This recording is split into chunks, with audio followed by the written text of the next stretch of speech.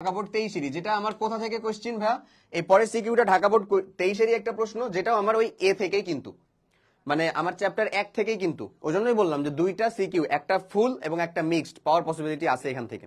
ওকে ভাইয়া, আচ্ছা তো এই সিকিউটা দেখো আমরা কি বলি, সিকিউ এর মধ্যে বলতেছে কি, এই সিকিউ অ্যামোনিয়াম ক্লোরাইড ক্যালসিয়াম অক্সাইডের সাথে বিক্রিয়া করতেছে, তারপর একটা এ গ্যাস তৈরি করতেছে, ক্যালসিয়াম ক্লোরাইড এবং পানি তৈরি করতেছে। তো আমরা যদি কার সাথে, যে অ্যামোনিয়াম ক্লোরাইড NH4Cl এটার সাথে যদি ক্যালসিয়াম অক্সাইডের বিক্রিয়া ঘটায়, লবণ আর এখানে হচ্ছে আমার একটা কি ক্যালসিয়াম অক্সাইড ক্ষার, তাহলে আমার তৈরি হয়ে যাবে সুন্দর মতন অ্যামোনিয়া প্লাস হচ্ছে ক্যালসিয়াম ক্লোরাইড, এটা বিক্রিয়া করবে প্লাস আমার যে পানি ছিল সেটা পানি তৈরি করবে।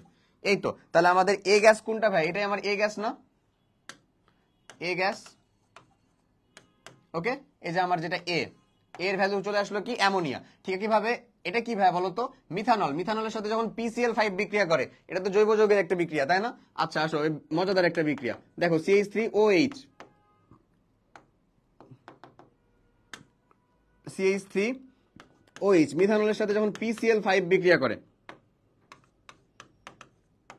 আচ্ছা তখন কি কি তৈরি হচ্ছে, এখানে তৈরি হচ্ছে CH3Cl প্লাস POCl3 প্লাস হচ্ছে বি গ্যাস, এটা হচ্ছে HCl। হ্যাঁ আচ্ছা, HCl তুমি দেখে বুঝতে পারতেছো একটা অ্যামোনিয়া পাইছো, তাহলে এই নল দিয়ে এই দুই কাজই করে আসলে, মানে HCl কে নিয়ে আসে। আচ্ছা হোয়াটএভার, আমি মেনে নিলাম যে তুমি আসলে HCl বের করতে পারো, তবে এই বিক্রিয়া সংঘটনের না খুব ইজি একটা উপায় আছে, ওই উপায়টা একটু দেখাই দিই, দেখো মজা পাবা। আচ্ছা দেখো, CH3OH আছে না ভাইয়া, এই CH3OH টা কিরকম, এই আকারে থাকে, এই ধরো আমার CH3, তারপরে এই যে ও এর সাথে, তারপরে হচ্ছে হাইড্রোজেন এই আকারে। ওকে, PCl5 আছে না, PCl5টা এই যে দেখো PCl3, একটা ক্লোরিন এই পাশে থাকে এবং আরেকটা ক্লোরিন হচ্ছে ভাই এই পাশে থাকে, PCl3। এরপরে সিম্পল তুমি যে কাজটা করবা সেটা হচ্ছে এই বন্ধনগুলা ভেঙে দিবা। এই বন্ধনগুলা যদি ভেঙে দাও, তাহলে এখান থেকে যে যৌগটা তৈরি হলো এক পাশে, এই পাশেরটা কি তৈরি হবে বলতো, CH3Cl, মধ্যেরটা কি তৈরি হবে ভাইয়া, POCl3, পরেরটা কি তৈরি হবে বলতো, এটা আমার পরেরটা তৈরি হবে HCl। ক্লিয়ার? যদি তুমি এটা ইথার দিয়ে বিক্রিয়াটা করাতা, কি দিয়ে ভাই, ইথার, এটা অ্যালকোহল না ইথার হইতো, তাহলে এখানে আর একটা CH3 আসতো, এই CH3 এর সাথে Cl বিক্রিয়া করতো, তখন কিন্তু আর কি তৈরি হইতো না, হাইড্রোক্লোরিক অ্যাসিড তৈরি হইতো না। তো এটাই ছিল আমার আবার কি, ওই ইথারের সাথে অ্যালকোহলের পার্থক্যকরণের একটা বিক্রিয়া ছিল জৈব যৌগের ক্ষেত্রে। হটেভার, আমরা ওগুলোতে যাবো না, আমাদের ওখানে এগুলো এখানে চাই নাই, আমরা যেটা চাইছে আমি সেটার মধ্যে ঢুকি। আমাকে বলছে উদ্দীপকের গ্যাস দ্বয় পরস্পর হতে কত দূরে মিলিত হবে, এটাই চাইছে। দেখো 70 সেন্টিমিটার দীর্ঘ একটা নলের মধ্যে আমি এ গ্যাস দিচ্ছি এই পাশে, বি গ্যাস দিচ্ছি এই পাশে, কত দূরে সেটা যে মিলিত হবে।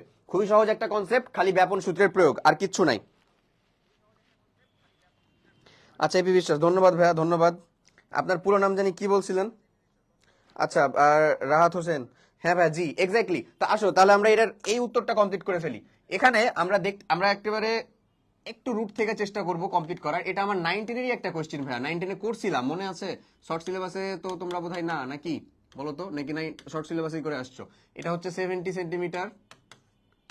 সেন্টিমিটার, আর এটা কি ভাই আমার এইখানে দিচ্ছি আমরা HCl।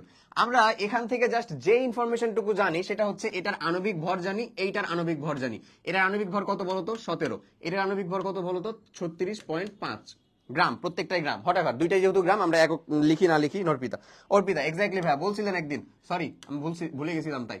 আচ্ছা ওকে আসেন, এই যে অ্যামোনিয়া এবং এটা কাহিনী হচ্ছে এরকম, আমি এই গ্যাসটা এই বরাবর দিচ্ছি, এই গ্যাসটা আমি এখান দিয়ে দিচ্ছি, কত দূরে যারা মিলিত হবে সেটা আমার হচ্ছে কনসার্ন। ওকে আচ্ছা, এখন ধরে নাও তুমি যে বিষয়টা ধরবা সেটা হচ্ছে, আমরা ধরলাম যে এখান থেকে আমার কত দূরে যে মিলিত হচ্ছে সেটা এই জায়গাটাতে মিলিত হচ্ছে, ধরো এটা এক্সাক্ট মধ্যখানেরটা আমি দেই নাই, কিন্তু এই জায়গাটাতে মিলিত হচ্ছে, এই দূরত্বটা হচ্ছে আমার এল, আমি ধরে নিলাম এই দূরত্বটা হচ্ছে আমার এল। তাহলে এই দূরত্বটুকু কত হবে ভাইয়া, এই দূরত্বটুকু কত হবে, এই 70 - L হবে না, 70 - L হবে HCl থেকে যে দূরত্বটুকু সেটুকু, আর এলটা কি অ্যামোনিয়া থেকে যে দূরত্ব সেটা। ক্লিয়ার?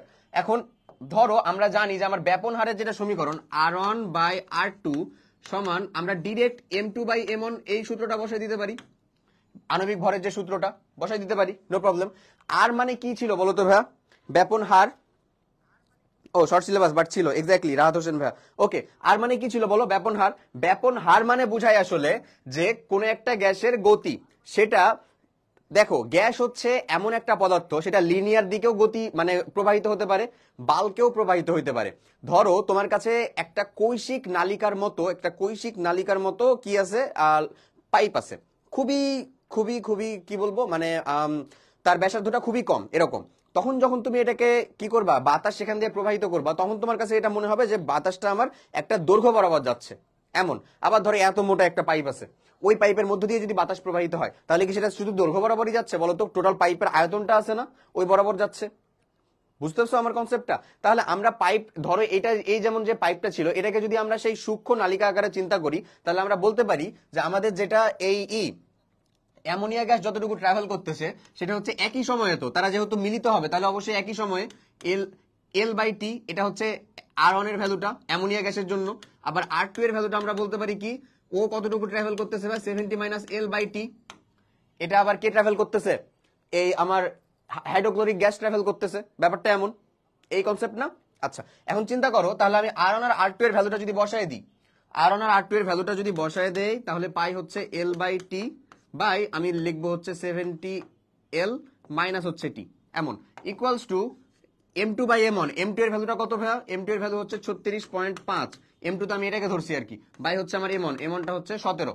ক্লিয়ার?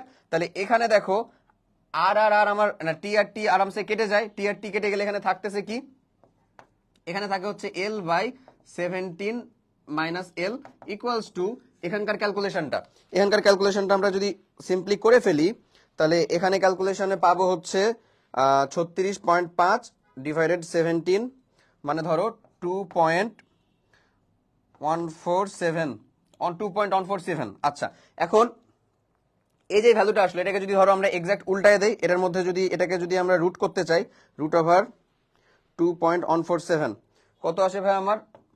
1.465 এত, রুট ওভার। এখন দেখো, আমরা যদি এই কাজটুকু এখানে করি আবার, যে আমরা যে কাজটা করবো, এটাকে আমরা উল্টায় ফেলবো। উল্টায় ফেললে আমরা কি বলতে পারি, 70 মাইনাস এল বাই হচ্ছে এল ইকুয়ালস টু 1/1.465 এমন লিখলাম। কেন লিখলাম সেটা বলতেছি। ধরো যে 70 বাই এল, আমরা মাইনাস হচ্ছে 1 ইকুয়ালস টু 1/1.465 এমন বলতে পারি। মাইনাস 1টা ও পাশে পার করে দিব, তাহলে আমরা মাইনাস 1টা যদি ওই পাশে পার করে লিখতে চাই, তাহলে এমনি লিখতে পারি প্লাস 1 এমন। এবার এটাকে আমরা এল দ্বারা ভাগ করে দিব, তাহলে আমরা এল এর ভ্যালুটা কি বলতে পারি ডিরেক্ট, এল এর ভ্যালুটা ধরো এই বোর্ডে যদি লিখে ফেলি, তাহলে এল এর ভ্যালুটা আমরা বলতে পারি এল ইকুয়ালস টু হবে আমার 70 বাই হচ্ছে 1 বাই এই টোটালটা আমি এখানে নিয়ে চলে আসছি 1/1.465 প্লাস আমার 1, টোটাল ভ্যালুটা আমি ডিভাইড করে দিলাম, একবারে ক্যালকুলেটরে বসায় উত্তর যেন আমার চলে আসে। এই ক্যালকুলেশনটা যদি কমপ্লিট করো, তাহলে আমার সঠিক উত্তরটা কততে আসে, এটা 1.1। এখন যদি আমরা এমন করি যে আমার ধরো এক ভাগ হচ্ছে আমার 1.465, এটার প্লাস হচ্ছে 1, ওকে, তাহলে এটা আসে। এখন আমি 70কে এটা দ্বারা ডিভাইডেড করবো আর কি। আচ্ছা, 1.682526। আচ্ছা, 1.6826 70 ভাই হচ্ছে আমার 1.6826 কত আসে ভাই? 41.60 সেন্টিমিটার। এটা আসে হচ্ছে এল, 41.60 সেন্টিমিটার। তার মানে আমরা বলতে পারি যে আমার অ্যামোনিয়া গ্যাসটা, এটা টোটাল কি 70 ছিল না, 70 সেন্টিমিটার ছিল। 70 সেন্টিমিটারের পরে ও 41 পয়েন্ট এতে যাবে, তার মানে আমার এই এটা দেওয়া আসলে এখানে দিতে হইতো। দেখো কে বেশি ট্রাভেল করতেছে, আমার ট্রাভেল করতেছে আসলে অ্যামোনিয়া গ্যাসটাই। ইভেন লজিকেও সেটাই বলে 41.6 সেন্টিমিটারই আর কি ট্রাভেল করবে কে, অ্যামোনিয়া। কারণ অ্যামোনিয়ার ভর তো কম, যার ভর কম তারই তো ব্যাপন হার বেশি হয়। এই সিএল তো বেশি ভারী গ্যাস, তার তো ভর মানে তার তো ভর কম হবে। তো আমার যদি একেবারে এক্সাক্ট মধ্যখানে যদি তারা মিলিত হইতো, তাহলে সেটা 35 সেন্টিমিটারে মিলিত হইতো, তাই না? কিন্তু সেটা তো সম্ভব না। অ্যামোনিয়ার যেহেতু ভর বেশি কম, দ্যাটস ওয়াই সে বেশি ট্রাভেল করে যাবে এবং সেই আমার বেশি দূরত্বটা কভার করবে। তাইলে আমরা অ্যামোনিয়াম ক্লোরাইডের যে একটা সাদা ধোঁয়া পাবো না, অ্যামোনিয়াম ক্লোরাইডের একটা যে বলয়ের মতন ধোঁয়া পাই, এই বলয়ের মতন ধোঁয়াটা পাবো কোথায় বলো? এক্সাক্ট এই জায়গাতে। বুঝা গেছে ভাইয়া? এই বলয়ের মতন ধোঁয়াটা পাবো হচ্ছে এক্সাক্ট এই জায়গাতে। Clear concept? ব্যাপারটা হচ্ছে এমন, ওকে। তো যাই হোক, এই তো এটাই হলো আমার সেই কথা। তাহলে আমি এল এর ভ্যালু কত পেয়ে গেলাম? 41.6। আমাদের ক্যালকুলেশন ঠিক থাকলে অবশ্যই আমরা ওই রকমই পাবো। এই যে দেখো 41.6 সেন্টিমিটার, ওকে। মানে অ্যামোনিয়া থেকে 41.6 সেন্টিমিটার দূরে। তোমাকে যদি বলে, তুমি যদি লিখতে চাও যে ভাই আমার HCl থেকে কত দূরে, HCl থেকে HCl থেকে কত দূরে হবে বলো তো? 70 মাইনাস 41.6 এত দূরে, এমন বলতে পারো, তাই না? তাহলে 42, 70, 8 আর ওইদিকে থাকে হচ্ছে 20, তাহলে আমরা বলতে পারি 28.4 সেন্টিমিটার দূরে। HCl থেকে 28.4 সেন্টিমিটার দূরে, এক্স্যাক্টলি। ওকে ভাই, ওকে ওকে, এই তো। আচ্ছা, এই যে দেখো পরের সিকিউ, যেটা এখানেই পরের সিকিউ দেখো, পরের সিকিউ কিন্তু